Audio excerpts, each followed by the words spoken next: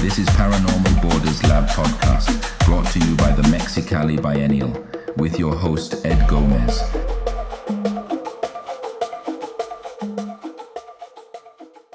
Welcome to the Paranormal Borders Podcast. Today's guest is Albert Lopez Jr. Albert is a multidisciplinary artist and director of installation at the Orange County Museum of Art, or OCMA. Based in Santa Ana, California, Albert has significantly contributed to the local and broader contemporary art scenes through his thought-provoking installations, exhibitions, and community-centered work.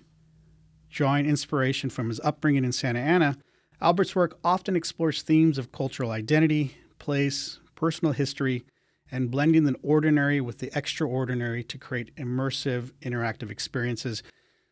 Join me in welcoming Albert Lopez Jr. to the Paranormal Borders Podcast.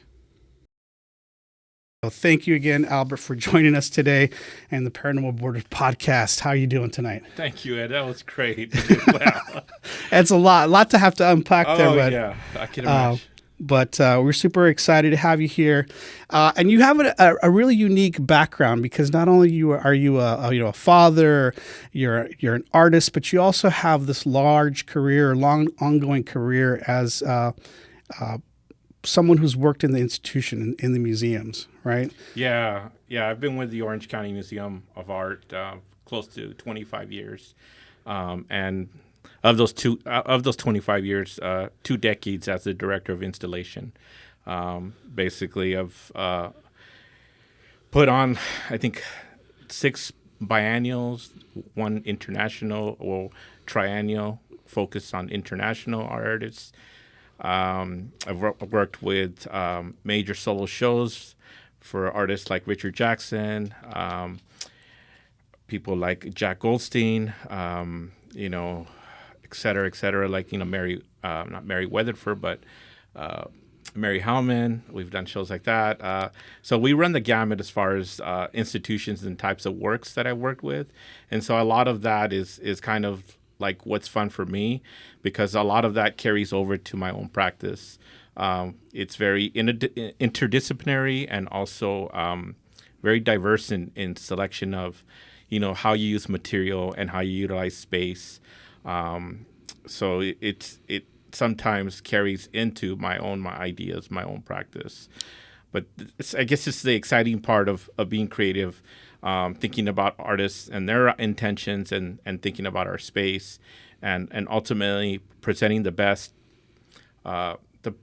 representation of what they're trying to achieve at the museum. So now you've been there for a while now, right? You started out first as an art preparator, or were you a security guard? And then yeah.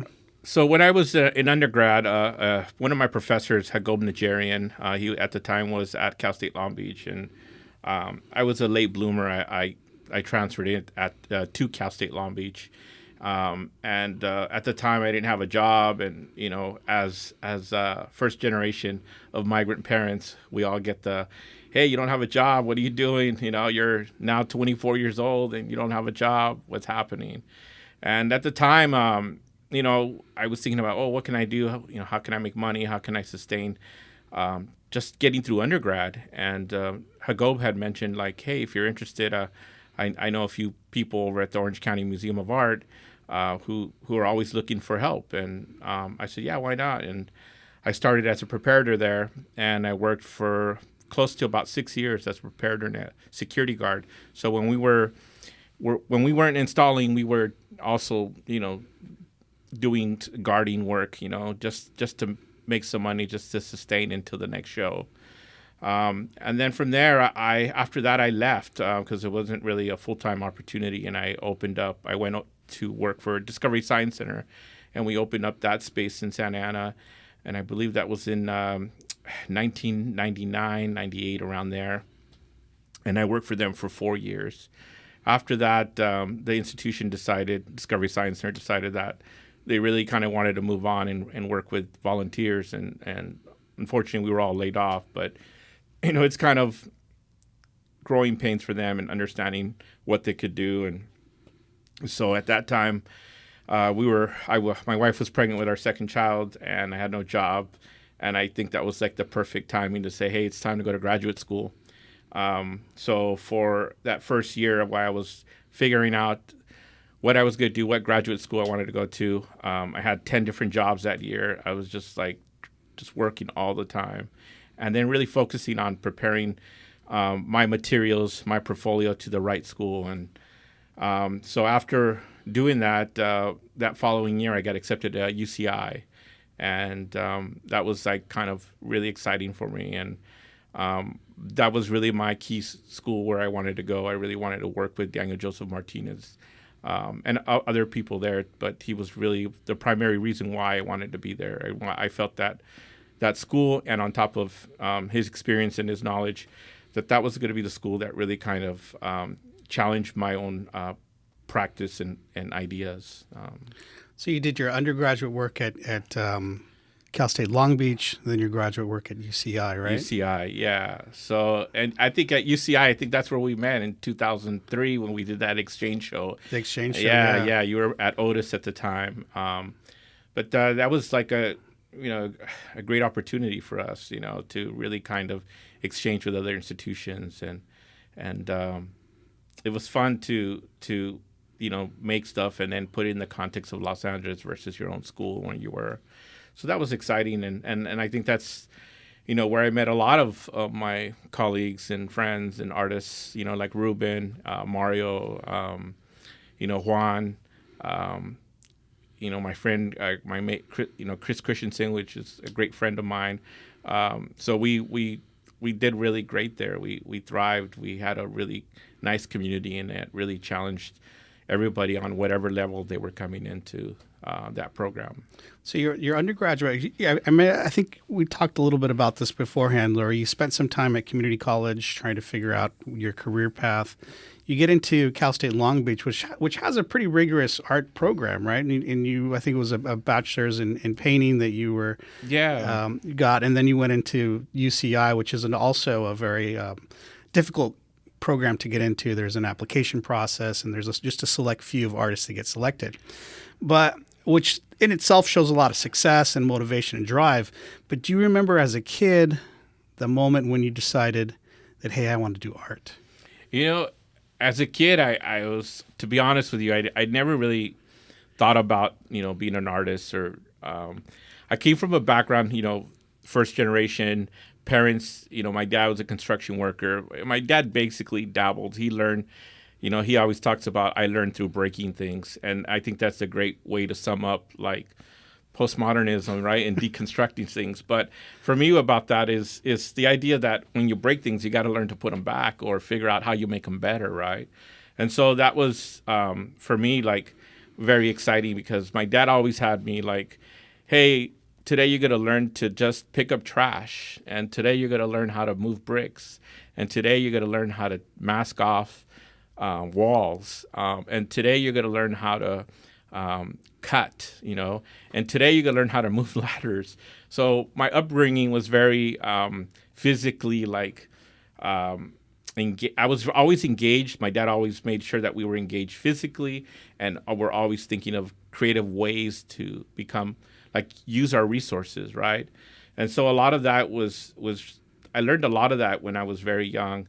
But when I got to high school is when I think my junior year is where I realized there was a lot of pressure because I was the oldest of a family of four, and there was a lot of pressure to go off to college. And unfortunately, I got pushed through the system, and so for me it was very difficult.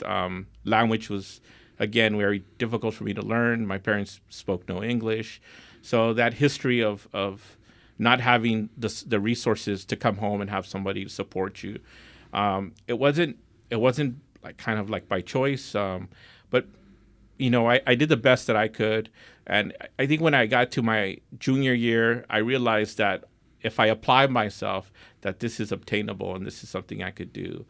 So then I ended up, I decided that I wanted to study art. And of course, most Latino or first generation, I'm not going to say most Latino, first generation Mexican parents are like, you're not going to make any money.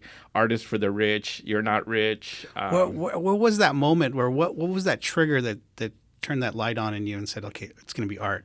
Was it an artist? Was it an exhibition? No, I think that the exploring and to apply my abilities to render and to draw There was always this. I always did really well, like in junior high and high school when we had when we had like a workshop. I don't. It was an elective, so we'd learn how to make hammers, and we'd work with wood, and we work to with electricity and making motors, and so that was the fun part of like going to junior high and then getting to high school. And then in high school, we were learning like AutoCAD and working with old school plotters, and we look at the technology now. So that was, I guess, the fun part of exploring with like traditional materials and also new materials that were kind of being used in the industry. And so that's kind of where I felt like this is where I need to be. I need to apply my abilities, and it took me 5 years to get out of community college, and it was really because I was kind of just wasting time, exploring. I would love going to the lecture classes and hanging out and listening at like so much information, but I never wanted to like apply myself. So it took a little while to really apply myself. And then finally my dad's like, hey, you're 2.5 years into this now. What's up? What's going on? All your cousins are graduating and your friends, and it shouldn't take that long. And I said, no, Dad, it just takes time.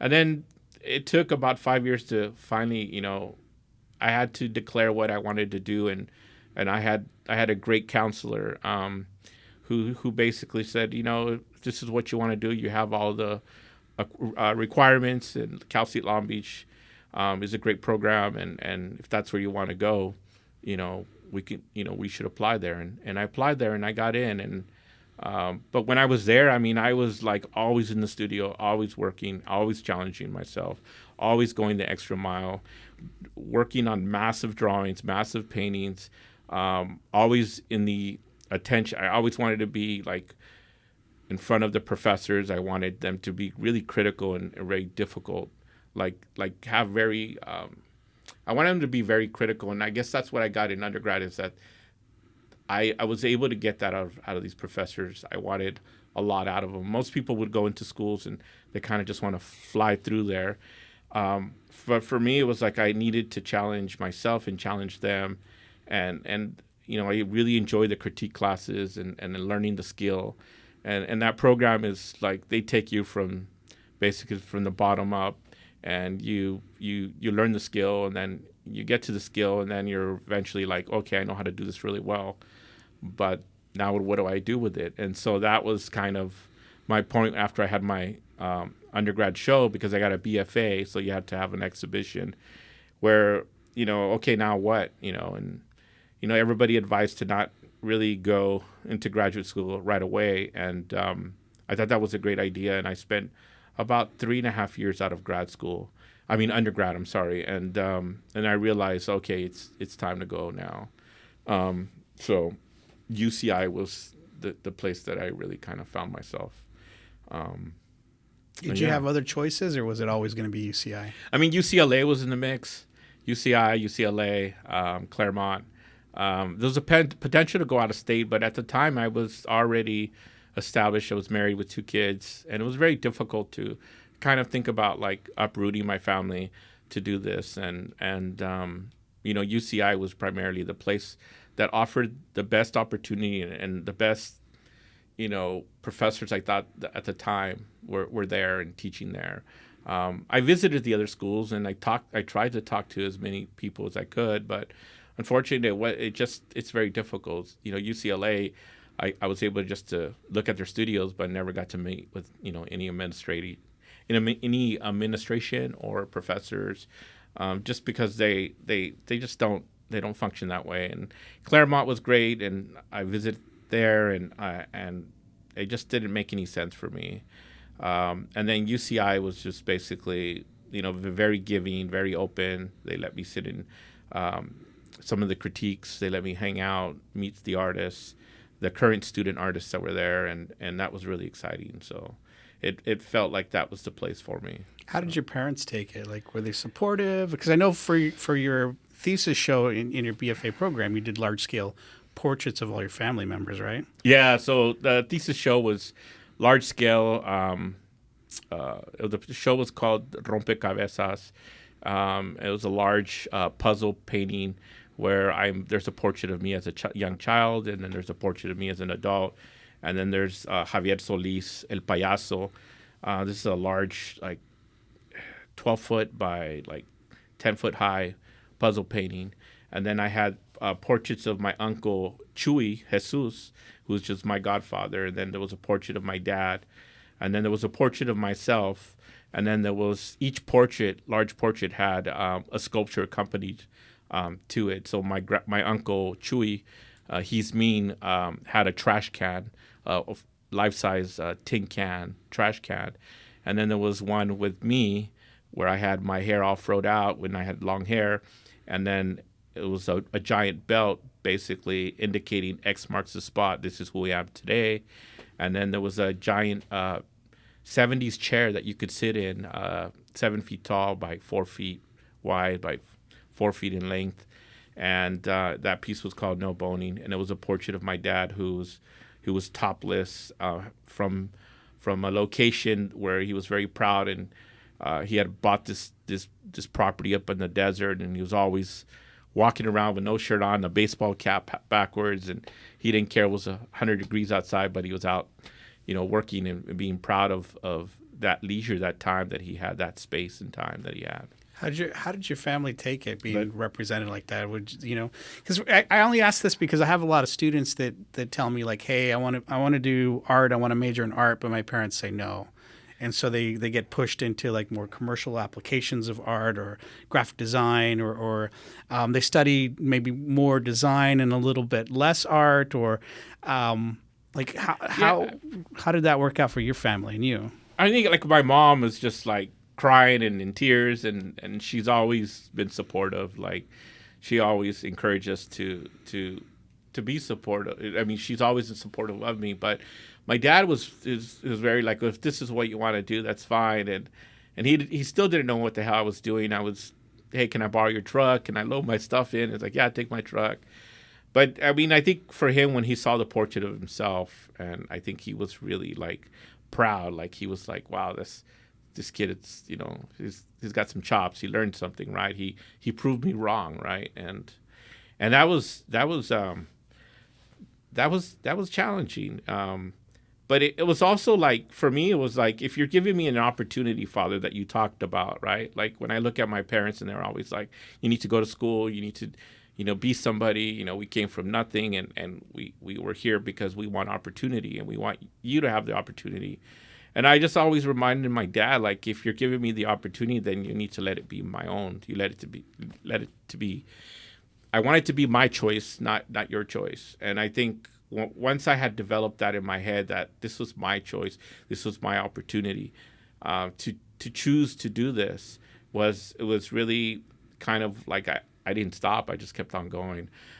As far as money and making money, I mean, I think my attitude is like, you can make money doing so many different days, but I think for me, it was always about applying myself and the idea. Like I never thought like, oh, I could make money doing this or selling this, or it was always about really like trying to execute the idea and the art. And I think once I was able to do that, I think people kind of connected with the work, thinking about the language that I was going to use, how I connect with people, how the work connects with people, also the language, the visual language.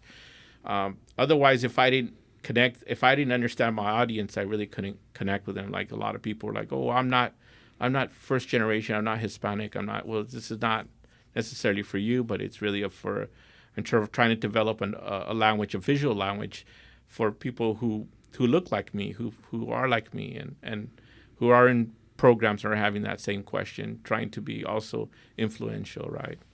But yeah, they were supportive. They've always been supportive. I mean, when I got older, my dad's like, you're a grown up, you're an adult. Like, I don't need to go to your graduation. I don't need to be present. Like, you know what you do, you choose, move forward. Now, a lot of students or experiences that I've had after graduate school is like you're in this dilemma of like, what do you do, right? You're highly educated, you spent decades or years learning about art, and now you've graduated, and then you have to go in the workforce, right? So, yeah. So how did you maneuver that transition from graduating with your MFA to going into the professional workforce? When I got out of graduate school, at the time I was also working for IKEA, because IKEA at the time was allowed me to work part-time. And even though I had a great opportunity at UCI that was a full fellowship and scholarships also, I still needed to maintain some kind of income, and I had to have insurance. And at the time, I still worked. I was still working for IKEA. I would go in at 5 a.m. and I'd get off at 10:30. I'd go home, and then I'd head to school, and then our classes typically were in the evening, right? And I think the best part of that is just like I would stay after class would be over around 9:30, 10, and then you'd hang out with your peers, right? And like you talk, and man, there was days where I would stay till 5 a.m, 4 a.m, and my wife was like, "Hey, what's going on?" I was like, "Well, I'm having a conversation. I'm in school," and it didn't matter. I got up the next day. I was at IKEA like 30 minutes later, and there was just this energy and this drive, this determination, like that there was nothing that could stop me, right? And even when I got out, like, I had some good friends, local friends in Orange County who've always been very supportive. He's part of finishing school, Ed Jardine. He said, "Hey, we're at Art Institute. We're looking for some professors," and I did that for about 4 years. And then it was that was interesting, but I learned a lot. It was starting to become really difficult because teaching was very it was draining me from my own practice and my own time. And so after 4 years, I kind of realized like working at IKEA and teaching wasn't necessarily how I wanted to kind of continue. And during that time, an opportunity came back. A friend of mine, Brian Boyer, invited me back to the museum, and we want you to come and work for us. And I thought, well, if you allowed me to teach and still and work for you, it sounds like a perfect plan. And I ended up back at the Orange County Museum of Art in 2006. And at that time, then Brian had decided that he was going to go off. 6 months later, he went off to go work for MoCA. And so, I was interviewed to become what we call the Director of Operations, which is essentially the same thing, what I've been doing now. And then I've been there since. So, there was always, for some reason, I got sucked back into the art installation, the art, like, and I guess it's just, to me, like, again, it's the fun part of, like, I can't sit at a desk too long. I could do the administrative work, but the moment I'm like 1 week into that, I'm like, I got to get back up to install. I got to do something right. Also running a team, working with young minds, and sharing like knowledge with them and learning from them is really, it's been exciting. These last 20 some years working for the museum. So it was also after UCI that you started practicing or exhibiting as a gallery artist, right? You were showing work with Patricia Correa Gallery. Yeah, doing some art fairs. Yeah, Patricia Correa was, at the time, and I think this is around 2003, like the 2003s to about, I don't know. I think 2005 we were in La Onda together. Yeah, La Onda. So we started, Patricia was like, hey, and it's because Rayanne Robinette at the time was with Patricia, and Rayanne was a supporter of my practice and my work, and Rayanne says, hey, I want you to meet Patricia, and I said, sure, and I shared with her the series of donkey paintings that I was working on, large scale donkey paintings, and she says, I'd love to put you in a group show. And I said, sure. And from that group show, I think the narrative is that, there was word out that, oh, this guy's a really good painter. And the piece that was there was a piece called Half-Assed Donkey. And apparently Cheech came by and he saw it and he just sat in front of it. And I got a call like a week later that says, Cheech Muddy wants to buy your work. And I'm like, well, okay, what do I do? I've never done this before. And, well, are you willing to sell it? And I was like, absolutely. I mean, that's why I want people to enjoy my work and have my work. And it's not really just a donkey, right? Because it's a zonkey, right? Yeah. So it's a zonky, donkey. There's this connection to, I think of my practice as trying to look at the happy moments as I'm passing through time here. And I think the Zonky for me, is always about those memories, that recollection of like going to Tijuana with my parents and my grandparents, and it was always, every time we went, we took a photograph on the Zonkys. I have one in my dining room, the black and white, photo, and I just talked about like how can I approach this and create a painting about that memory, and I just thought, well, Faco, what a great opportunity to paint a donkey that's half-assed, right?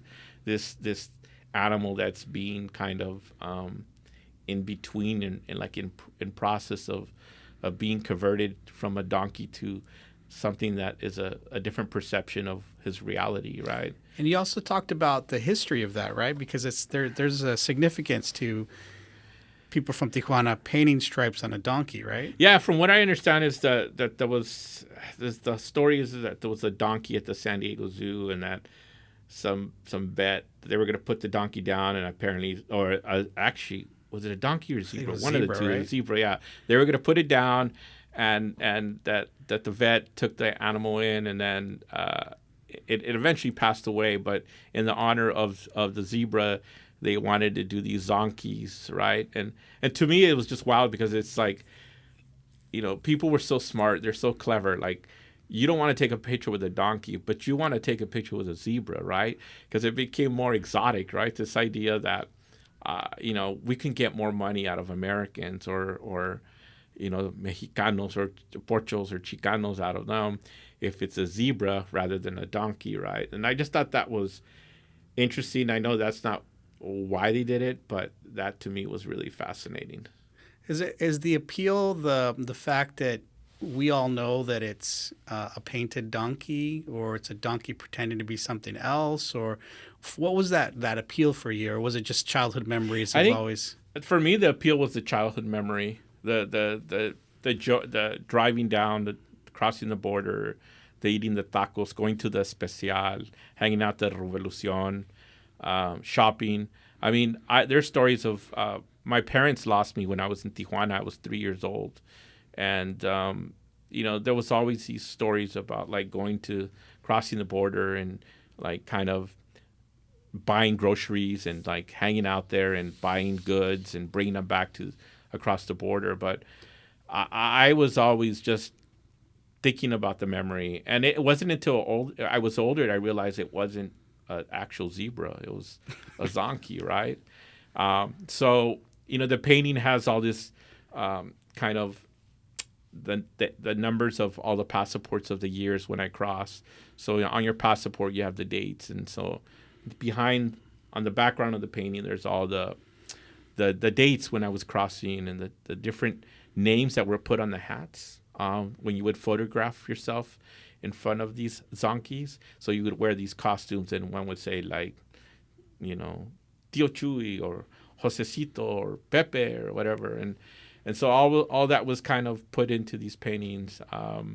But then I started playing with these donkey paintings on a different level, like trying to talk about the relationship between the understanding of that animal, like how my father understood the animal, how my grandfather understood the animal, and how I understand the animal.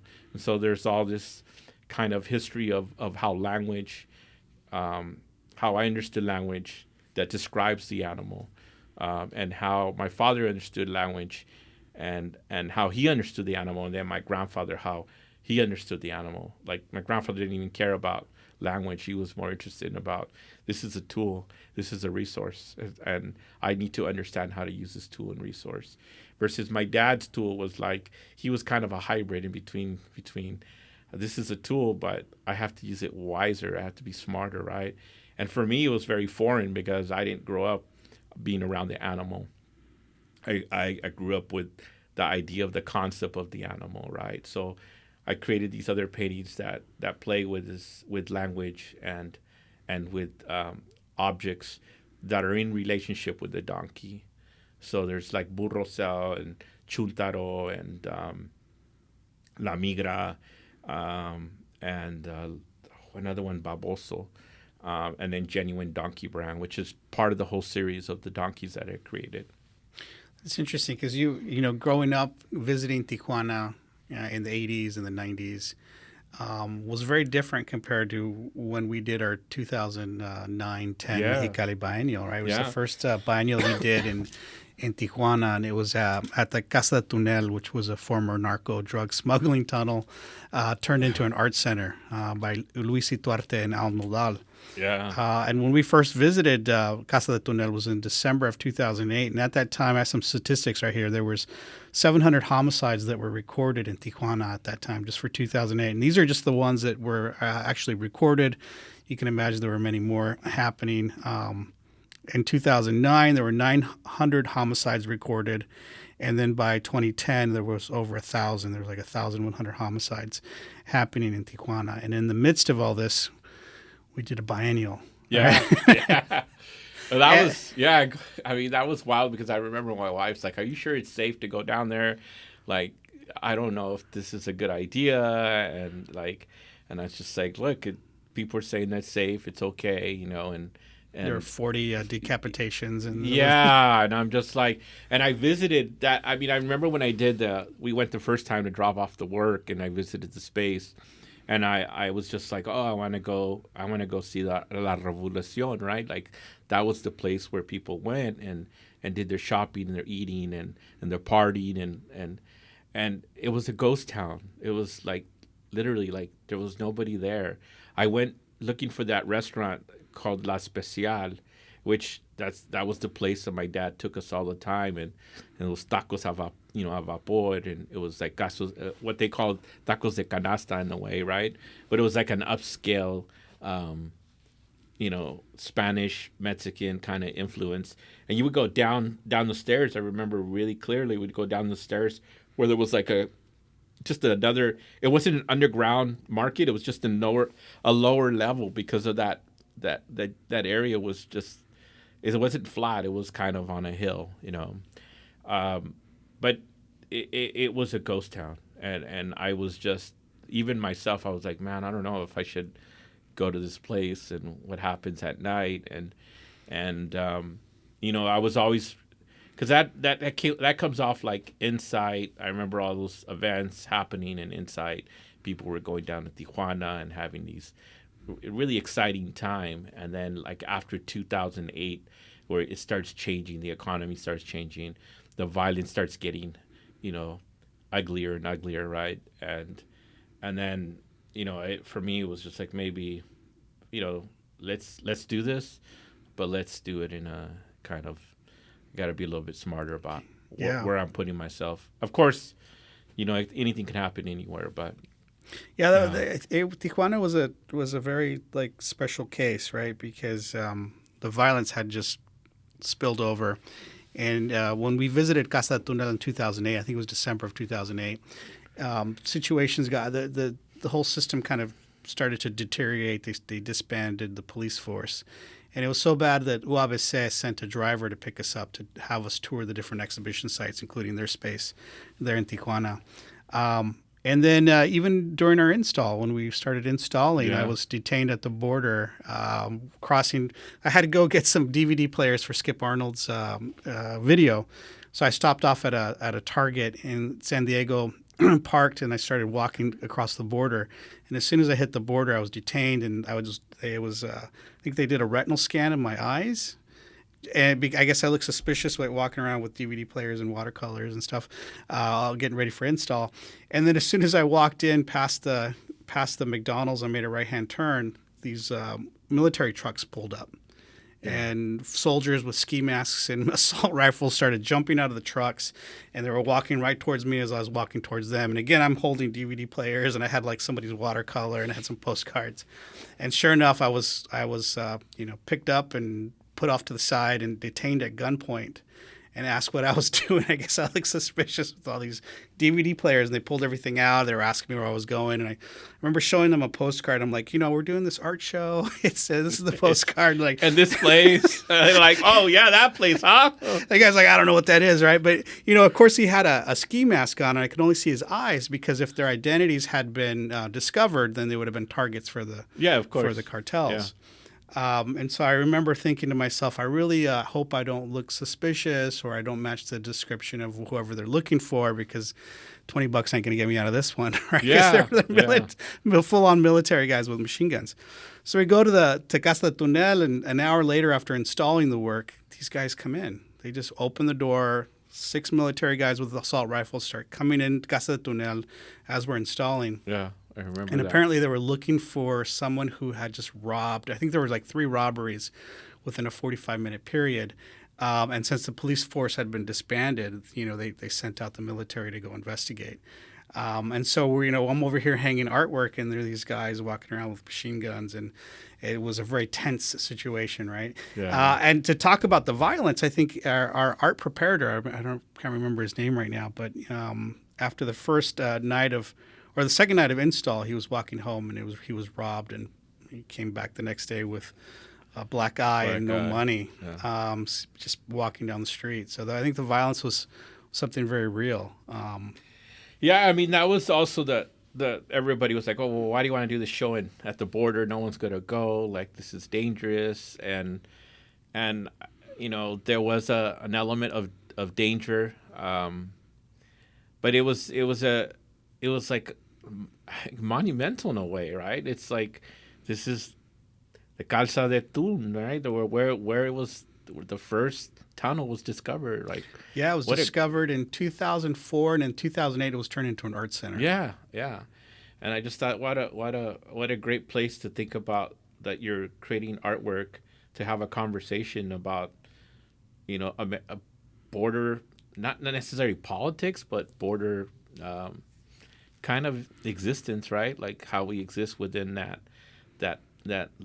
line that divides us, right? So.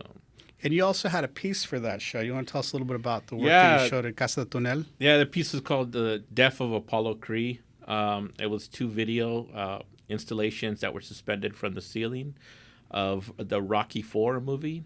And one was in Spanish and one was in English. And to the side, there was a kind of memorial to Apollo Creed, who dies in chapter 7 in the film. And for me, the work was really about how, at the time, growing up in the 70s and the 80s of technology, there was a boom of technology with, we had MTV, we had cable, we had DVD, betas, CDs, right? They started evolving. But for me, I was always fascinated with film and how film could kind of influence people. And at the time, Rocky IV had come out. And I think it was 1984 or 85. And I watched the film, but then you had these, later on you could buy the cassette, and then you can get it dubbed in Spanish or, changed over to Spanish, right? But I was always fascinated. I was fascinated in the sense that I would watch this movie or this film. Some would argue it's not a film. Someone would argue it's a movie. But I would watch that, and I would really get into like this idea of watching James Brown singing "Living in America," and then this Russian coming down from waiting in the ring, and then James Brown is coming down, and they're singing "Living in America," and I think actually it's Rocky. I'm sorry, no, it's Apollo Creed. I'm sorry, and I thought, wow, this guy is like fully committed to this idea of like living in America. He's singing, he has this history, right? And then there's in the other video that's suspended, it's a chapter after that where Apollo Creed is basically having a convulsion, and it's talking the movie's talking to you in Spanish, and it's basically showing no compassion, like if he dies, he dies in Spanish, right? Si se muere, se muere. And he's having convulsions, and he's bleeding, right? And there's a pan of Ivan Drago, and then there's the pan to Apollo Creed, and there's just this how film and movie was able to influence society, like play with these narratives of our history, and kind of keep them alive in a way. But like to think that people in Mexico were watching these films, but in these voiceovers that were kind of now a disconnection from reality, because I was so used to listening to Apollo Creed's voice or Rocky's voice, and then you hear the voice in like the voiceovers, and you hear like Apollo, not Apollo Creed, but Sylvester Stallone speaking Spanish, and you're like, it's not even his voice, and it's like, hola, yo estoy aquí, soy Rocky, and just like how information is kind of put out there, and there was always this sense of, I remember like saying, like going to Mexico and people were telling me, oh, you're not Mexican, you're from the norte, right? You don't speak proper Spanish, you're from the norte. And then also growing up in this environment where you're not American, you're Mexican, you can't call yourself American, right? And so there's always this cycle of like, what are you, American or Mexican? And I had that even with my own children, this question of like, what are we? Are we Mexican or are we American, right? And it's just like, here we go again, another cycle, another generation like of this. But I was really interested in the idea of like getting people to think about what it means to experience something on a authentic level, and then something that gets kind of changed from reality. And you experience it in another place. So that's what you understand of the place without really experiencing that. So you create your own ideologies of what it might be like to live on that side, or be that character, or be that person who's either the person who inflicts the violence or the person who receives, basically is the receiver of the violence, right? I think that piece is also really important because of the context that it was in, right? Casa del Túnel was right on the international border, right? Yeah. If you were as on the second floor of Casa del Túnel, you could actually look into the San Isidro parking lot and you could see the United States and the trucks going back and forth. And then as you hung that installation, you have hanging monitors. And you can stand in the middle in between both of these monitors playing simultaneously. And it's that in-between space of, you look one way, you can see, the Russian boxer. You look the other way, you can see Apollo Creed, and then standing in between. But standing in between while listening to this American movie recorded in English, then dubbed in Spanish. You're right. Right. And so a lot of people talk about the border as this liminal space, this in-between space. Guillermo Gomez Peña could talk about it as like this amusement park of possibilities and anything can happen. But I feel like that piece also showed us another way of experiencing that in-between space and how language breaks down. And then how also language bleeds over from one side to the other, right? The border doesn't stop culture. The border doesn't stop language. It's just a physical barrier. Right. But it's a barrier that you can maneuver and you can traverse and you can rotate. And as you rotate or you move or you traverse around your piece, you also get to experience different aspects of it, different chapters of it. You're in the middle as the spectator, and then the action's happening around you. Yeah. And I think that was really kind of, when you had told me about the project, I said, well, this is what I want to do, and I mean, what's interesting about the installation too, I wanted the TVs to be like heads, and so they're suspended and the cables go up, and I wanted them to feel like they were heads, like you were standing in between two people, and there's a dispute of what has happened, and the reality again is these characters that are kind of put in mainstream, movies and film, and how people, start believing some of that kind of, this is really what happens. Like, this is what happens with athletes, or this is what happens with what it means to be a person of color who lives in this place. Why we still have these monsters that we keep on kind of creating in film, keeping them alive to be able to justify the behavior that happens in places, and it gets into really kind of profound kind of questions about trying to separate sometimes that I know it's film and movie, but there's somewhat of like a real kind of representation of what's happening. Especially during the Cold War, right? The Cold War, yeah.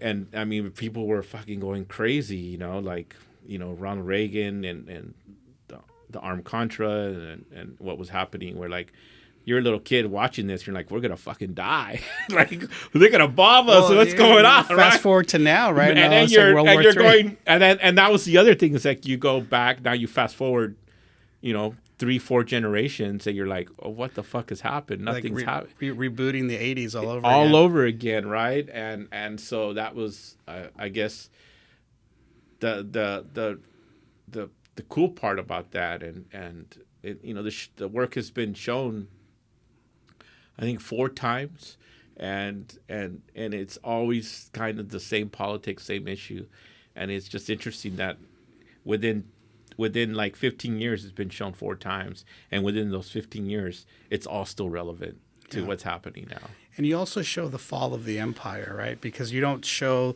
you build up the fight, but it's Apollo Creed that dies and the Russian that wins, right? Yes. And you don't show the following chapter where you have this redemption story or revenge story where Rocky comes back and America wins again. But you end it where basically America dies, right?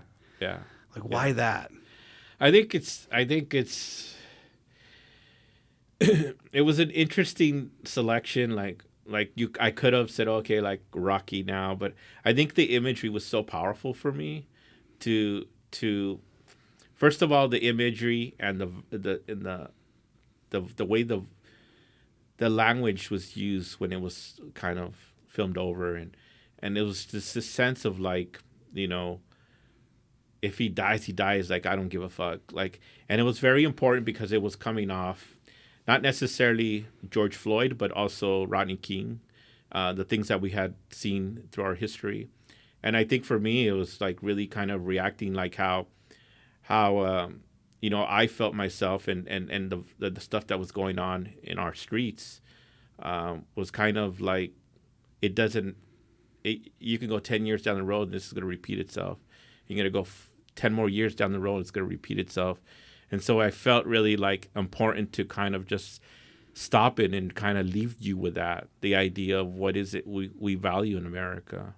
And later on, these conversations come up with George Floyd later, right when COVID starts. And I started thinking about, my daughters wanted to go out and protest, and we're in the middle of a pandemic. And I really didn't want my children to be out there. I knew it was important.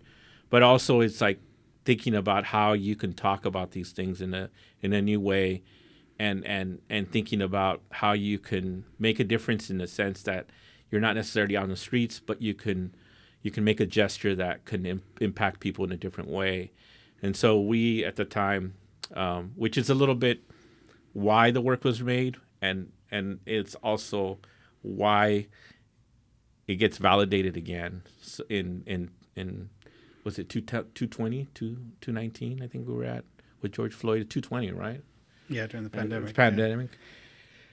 And so I painted a mural on the roof with the BLM on the top of our roof, and I asked my kids, like, let's paint a mural on the roof and really kind of just remind people when they're flying, because we're under the John Wayne Airport path, and I thought, well, why don't we just remind people, because this is gonna kind of go away, but we need to remind people that this is a community that is sensitive to these things.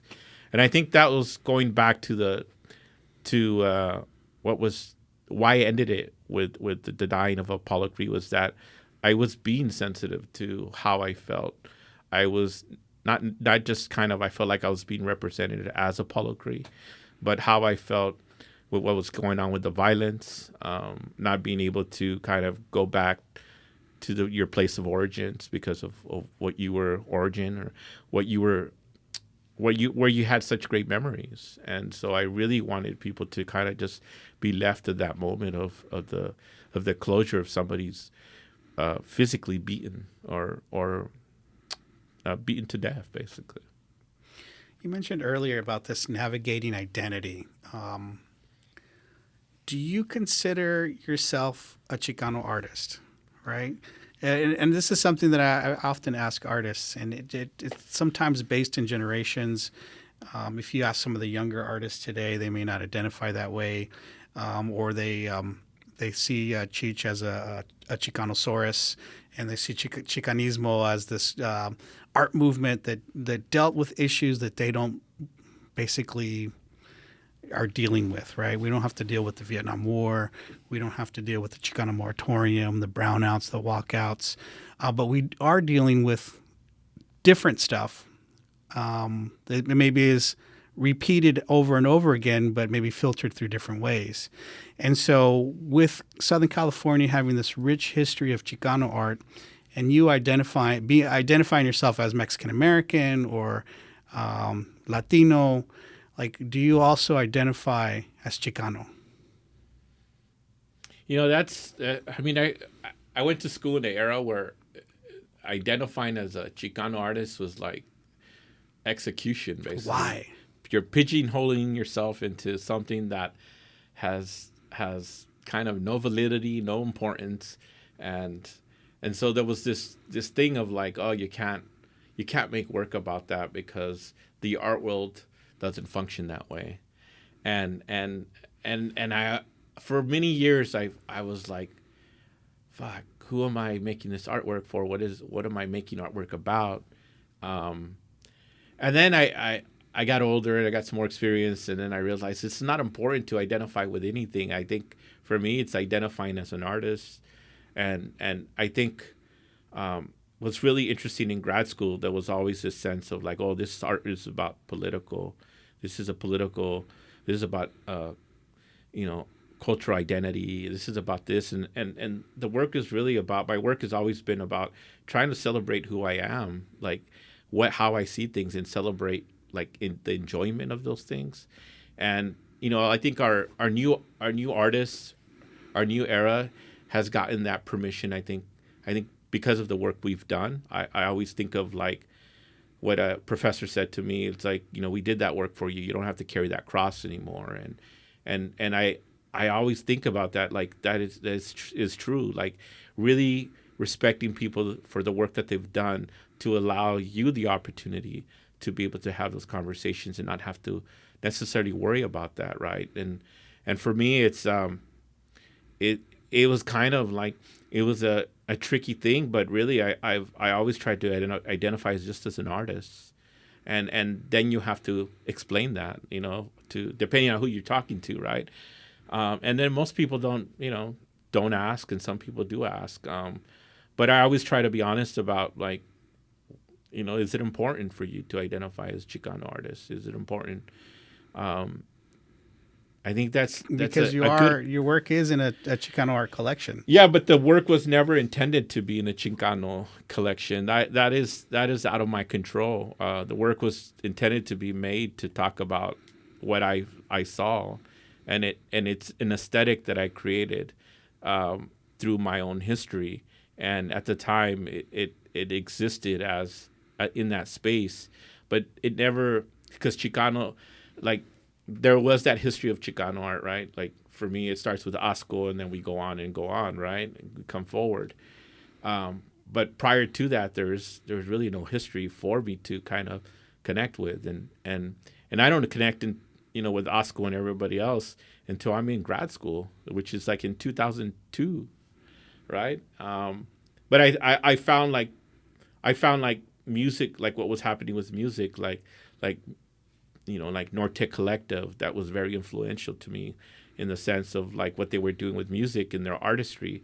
But they never like say, oh, we're a Mexican Tijuana brass band, or whatever, we're this, we're that. They created their own genre, and I think that's kind of what I think of people, the type of artist that I want to be, like how they influence me through their own practice, right? Like I still want to just be an artist.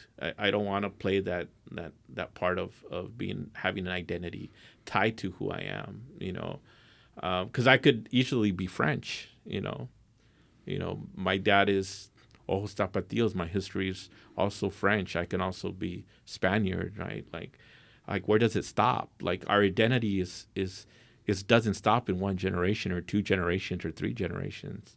Our identity can keep going into like further generations, right? It doesn't matter to me, I think, for me. Yeah, that's interesting, because I think about this a lot, right? if we look at Chicano art as an art movement, then we can find an origin and maybe even an end date. And I think of this through something like Cubism. And the question goes like this: can I make a Cubist painting? Right? Is it possible to make a Cubist painting in 2024? And I would say no. I would need a time machine, and I'd have to be European or Spanish in the early 20th century, hanging out with Braque and Picasso, and in that movement, making Cubist work within that context and that period of art production. If I were to make a Cubist painting now, it could never be a Cubist painting, right? It would always be like a proto, neo, synthetic Cubism, add whatever adjective you want. Yeah. So could we also think about Chicano art that way? And if so, can we actually look at it as a historical art movement and then like dissect the body and figure out what it all meant and how did it start, what did it do, and then also how did it end? And if it did, then where does that leave artists from our generation that we didn't experience Vietnam War, we didn't experience the Chicano moratorium, we didn't experience the racism, the discrimination, the inequality that a lot of these artists did, the violence, the police violence, and the brutality. These artists experienced that firsthand, and they're making art about that because of their lived experience. We didn't have that. I mean, we did have that, I think. I think it's how we choose to talk about it, right? Right? How do we unpack that, right? And I guess for me, it's like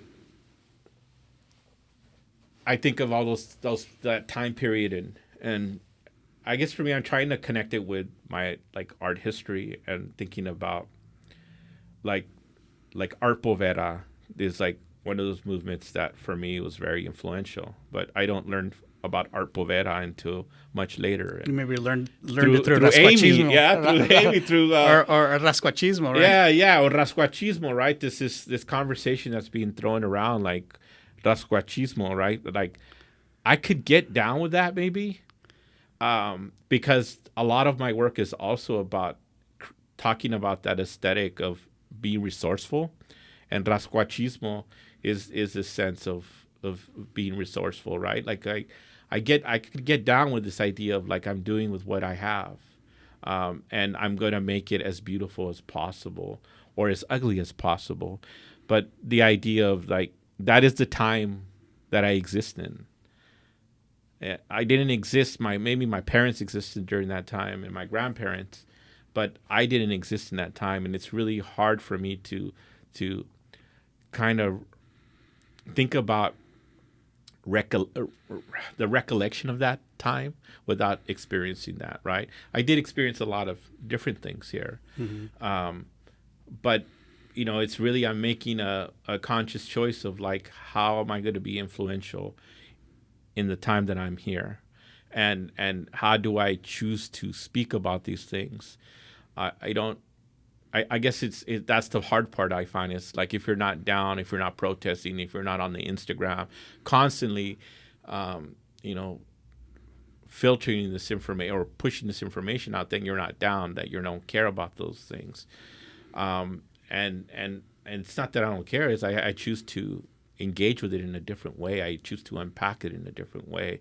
And I have the right to choose how I deal with it. And I think that's what I try to share with my own children and generations that are younger is it's not, you don't have to do something a certain way.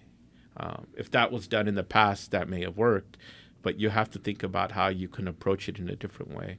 And I think for me, it's everything that I do is always trying to push it a little bit further from its kind of original existence. Yeah, I think that's interesting, right? And I think that's something we can't really escape. We're always going to be contemporary, right? We're always going to be contemporary artists.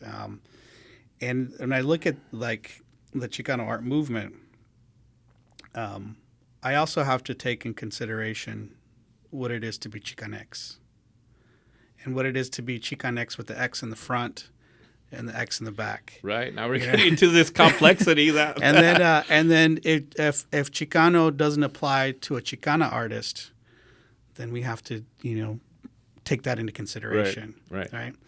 And is it enough to just say that all of that art that's being produced can be contextualized as just being Chicano? Right. Or does that discredit someone that identifies as Chicanx with the X in front or in the back, or Chicana art?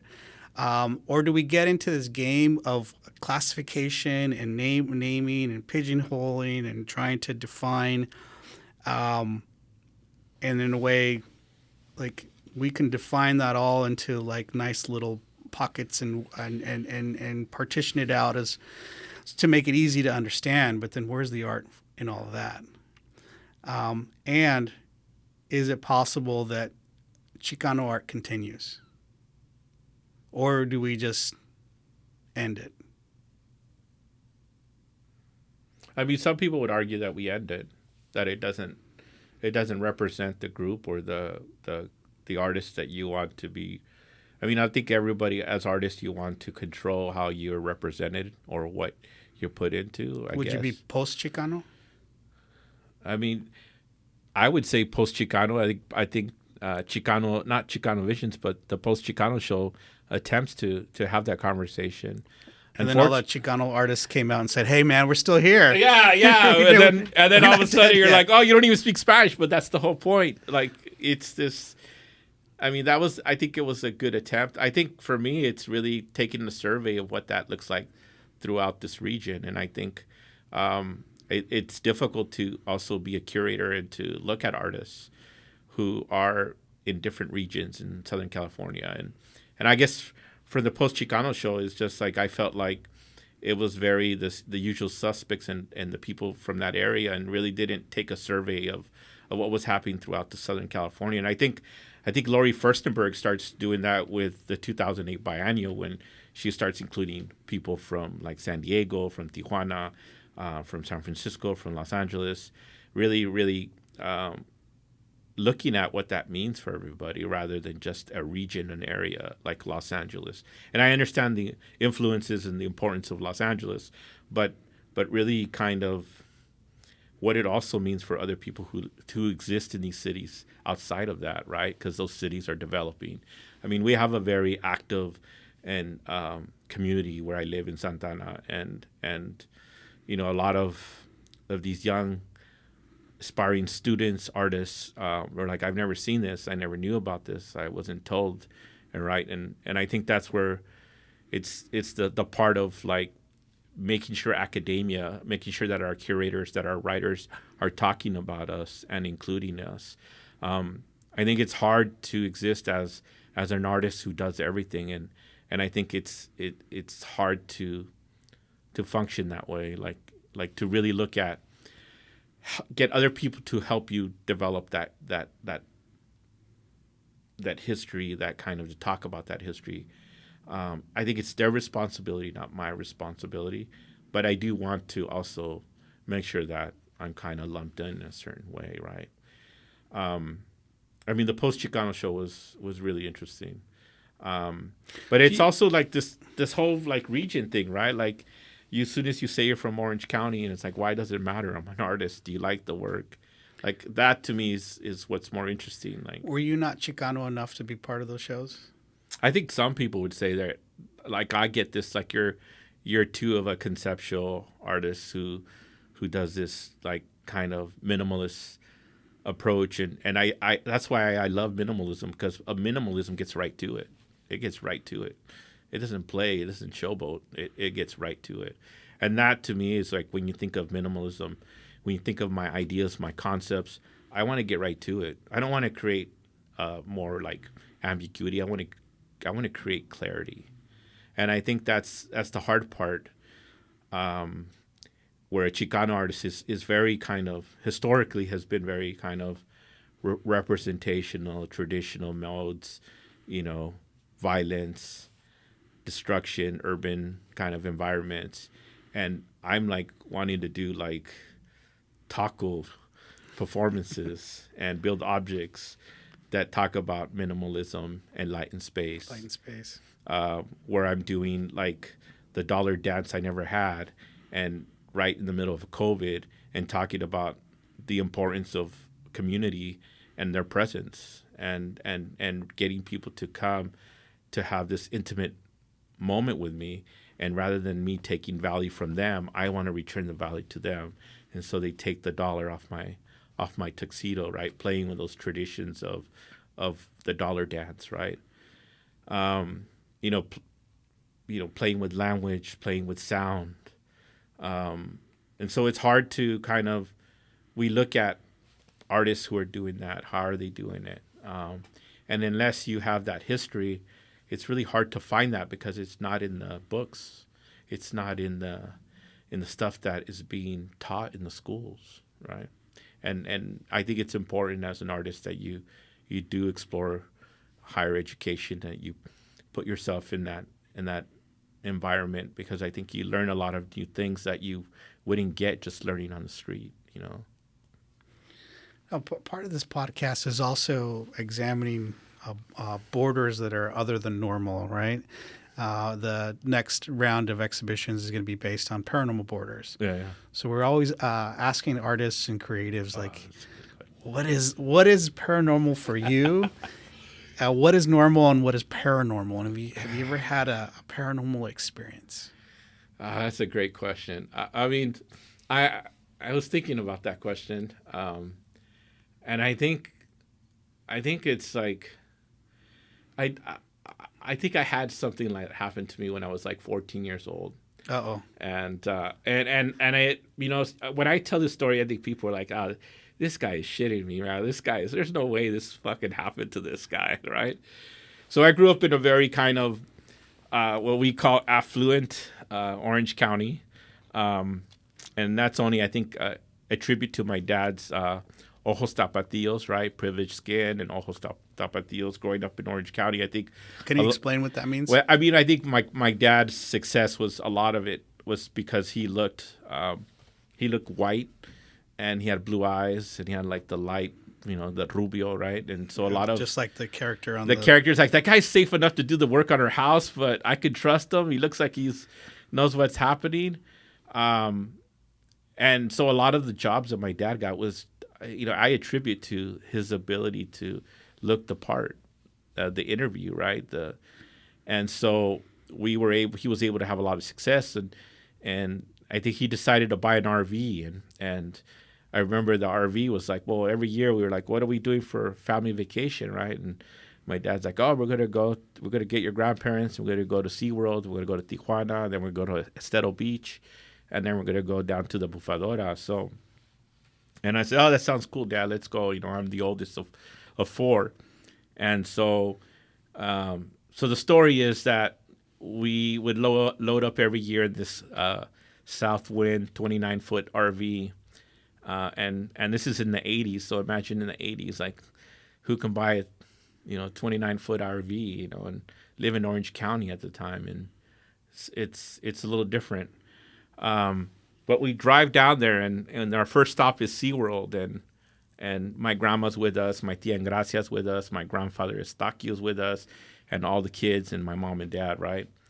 And so, we're at SeaWorld. Fuck, what do you do at SeaWorld? You eat and you shit, and you have fun, right? Like, you go, you see stuff, and you have fun, and you go to the bathroom, and you go home, right? But nobody wanted to use the bathroom at SeaWorld, so everybody wanted to go back to the RV. And so, because I was the oldest, my dad would give us the key, and he'd send me back to walk my aunt, my grandfather, my grandmother to the RV, and my brothers and sisters, so they could go to the bathroom, because I couldn't bother my dad.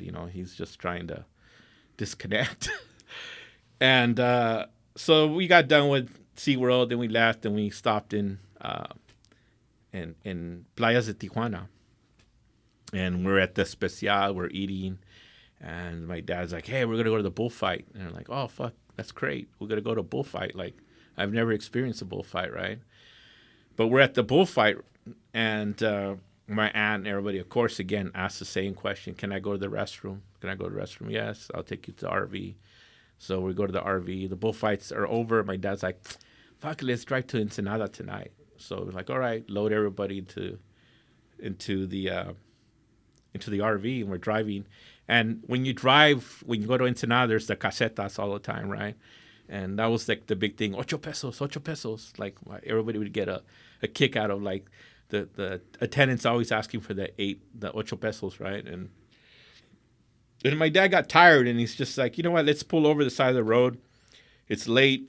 We've had a long day, and we'll just sleep here, side of the road, and we'll head out in the morning. It's like, okay, cool. What a luxury, right? I can just pull over and spend the night here.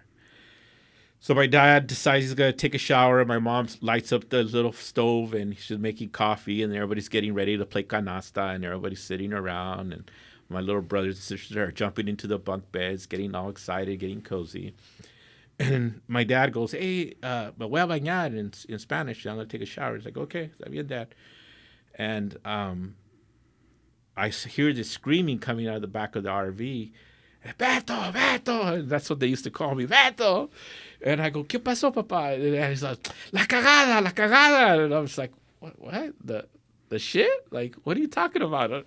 I'm 14 years old. I'm not understanding what he's saying. So he goes, no, ve, bájale. Sácala al tubo para que salga la cagada. And I'm like, oh, he wants me to drain the septic tank. And I'm like, okay, yeah, I'll go outside. And he's like, take the flashlight. So I go with my grandpa. My grandpa's all bow-legged. He's walking. Like, And we get down, and we're looking at this 4-inch cleanout, and we pull the first one, and nothing comes out, right? And then we're like, my dad's hitting the wall. The shit. And at this point, I run it. It's coming up all over his feet. It's up on the tub, and I was like, no sé, pa, no sé. So he goes, la segunda. So there's another lever on the other side. I found it, and me and my grandpa are right there, and we pull it, and just shit lands all over us, and we immediately start like throwing up, and people walk out like they've seen a fucking ghost, man. And they're like, what the fuck? There's like clogs of corn and paper. I swear to you, like they've never seen this before, right? And so I always think of like, oh, this would be like defined as a paranormal, experience, right? And then I go, and if it's not, I think when I die, I'm gonna make sure I haunt that space of being shitted on by your family. So, I mean, that was one of those things like, yeah, that would define it. I think that would that's something you don't just do every day, right? Or happens every day. That's the other than normal. Yeah. I think we're going to actually change the title to Paranormal Borders and Trauma. And trauma, right? Yeah, generational trauma and how that flows downward onto the younger group. Yeah, that's interesting because that appears later on in some new work that I've been working on. And I was saying, like, how that has to have been a very impactful moment in your life. Like, were there any art projects, or did this work its way through your artistic practice into works of art? Or yeah, I mean, I've been working on these, which I've been thinking about a lot for many, many years. As I gotten older, my practice is kind of it gets really hot, and I do a bunch of stuff, and I get put away, and then I don't show it to anybody, and then all of a sudden you're like, hey, I want to show this project. What do you think? You ready for it? And then I think people are like, what? You want to do what? And then they're like, nah, you're crazy, right? That's never going to happen. And I think I had mentioned this to you like 15 years ago. I wanted to do this porta potty, right? And it's like, why do you want to do a porta potty? Well, it's just like, I want to deconstruct a porta potty because it's like, to me, it's like looking at like, Ortega with the bug, and then looking at someone like what's name in the golden toilet, Mauricio Catalan with the golden toilet, and then you can look at Duchamp and the urinal, and I just thought, that'd be cool to kind of just think about this form and think about repulsiveness, right? Like the idea of, well, what's repulsive of this object and this form in space. And so rather than just having it, originally I wanted to do a performance where I would poop in the transparent porta potty, and the performance would be like in front of an audience. Yeah, right? In front of an audience watching me. Like, what is that about? I think it's just like seeing the raw spectacle of something like it's so natural and organic, and it's just so beautiful. I think we kind of sometimes get like lost in this like reality of like, oh, everything has to smell like flowers and look beautiful, and it has to be manicured and it has to be perfect, right? But yet, like, if the tables were turned, and if I think of like my grandfather, I think of my father, like they didn't have that. Like, they're like, oh, we're shitting in nature, we're shitting out here, like it's okay, it's organic, right? And I'm like, oh, well, it is okay, it is organic, right? And so it's just like this idea of thinking about process and how things go through these cycles of processing, like physically and mentally, how we process things. But if you were to do that in a performance in front of an art audience, that has a different context to it, right? Well, it has a different context. It's also, I mean, you could look at it shitting in their environment, shitting on them, playing with the idea of shitting on the institution, or, you know, and for me, it's really just, it started taking that kind of connection of like, I really like trying to be transparent about how shitty these environments can be sometimes. It also reminds me of Piero Manzoni's Shit in a Can project, right? Yeah. Where you're literally, well, the story has it that he defecated in cans, and then the price of the can would go off based off the going rate of gold and the weight of the can itself, right? Yeah. And it's a comment on the commodification of art and capitalism. Yeah. Whether or not there was any defecation in there is debatable. Some people say it's just plaster of Paris. Right. But the concept itself is enough to carry on with that whole process. Yeah. And I just think it's also like really like the influence of Mac, and like when the transparent computers were coming out in the early 2000s, and I was just like influenced where like something that cool was really interesting, like seeing through things, seeing through like this outer skin, like and seeing how the mechanics and how things function and exist within that shell or that vessel. It's kind of like interesting for me. It's really kind of that influence of postmodernism, like trying to deconstruct something, trying to really get down to the essence of what is the issue we're having with this formed in space, this object. And so that's kind of, I'm still working through this idea. I'm developing these new drawings to accompany that work. I was able to show it once, but you know, a lot of people are kind of, oh, this is like bad, and I'm just trying to sell that it's not bad. It's like, it's beautiful. And so I was able to show that at a Santa Ana gallery with Maurizio. And this is the exploded porta potty, the right? porta potty, yeah, and not the performance. Not the performance. The performance hasn't happened yet, but I don't know if it'll ever happen. I have to figure out how I can fund a transparent porta potty. But I mean, I think people get a kick of like they walk into the space and they see this porta potty deconstructed, floating, hovering in space, suspended from the ceiling. And then just people are like just nod their heads. It's no more wilder than, you know, sticking a banana and some fucking duct tape and selling it for millions of dollars. And then having someone eat it at the end. Yeah, you know, it's just like it's no more wilder than that. But I guess that's what the fun part of thinking about this object and thinking about the contents that it holds, and thinking about people's hang up with it or people's kind of fixation, like loving the object, right? And I think I heard the rumor about like during the first Trump administration that there was a porta potty set out for the people who worked there to go outside because they didn't trust them. They didn't want them using the facilities inside the White House. And that to me is really interesting. Like, again, this who's inhabiting, who's utilizing these forms and these objects in space, and the, you know, looking at everything of how it's designed, how it's manufactured, how simple and how unique it really is, but then also the complexities of who's using them, and is it really that horrible to go use one and be in one, you know? Yeah, and you can also be in the center of it, right? Just like your Apollo Creed piece where you could walk in the middle of the... Yeah, you can walk around it. Like the urinal's almost like eye level. It's almost like a throw up It's like somewhere like an horse trough.